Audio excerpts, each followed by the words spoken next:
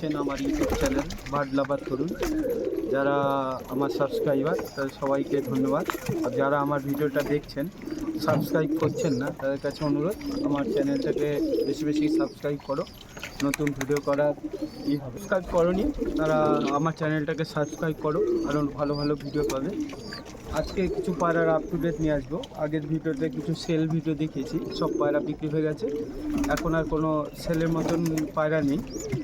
আজকে নতুন কিছু সেট বসিয়েছি, সেইগুলো দেখাবো বলে ভিডিওতে এসেছি। আসুন যে নতুন সেট দেখাই। এটা একটা আমার বাড়িরই নট, এটা আমার বাড়িরই নট বাচ্চা। এই 2 দশক কমপ্লিট হয়েছে, ওকে এবছর উড়ানোর জন্য রেডি করবো, তার জন্য এই পায়রাটাকে সেট বসিয়েছি। এটা একটু লাল দানা আছে, আর পরে এখনও ওরান ধরেনি।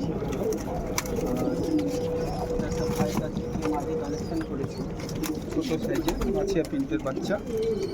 এর চোখটা দেখুন, চোখটার মধ্যে একটু আছে। দেখি এদের রেজাল্ট, এদের ওড়ানোর জন্য সব বসিয়েছি।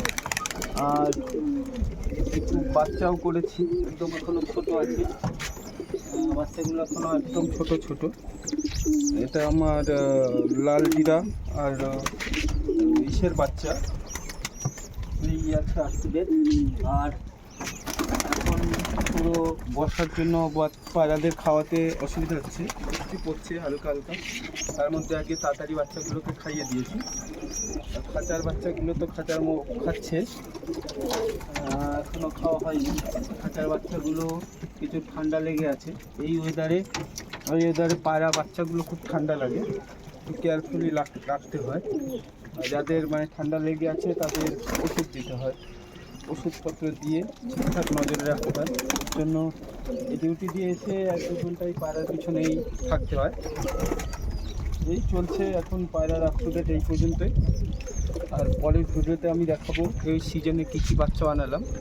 আর যদি আমার ভিডিওটা ভালো লাগে সবাই সাবস্ক্রাইব করবে আমার চ্যানেলটাকে বার্ড লাভার তরুণ।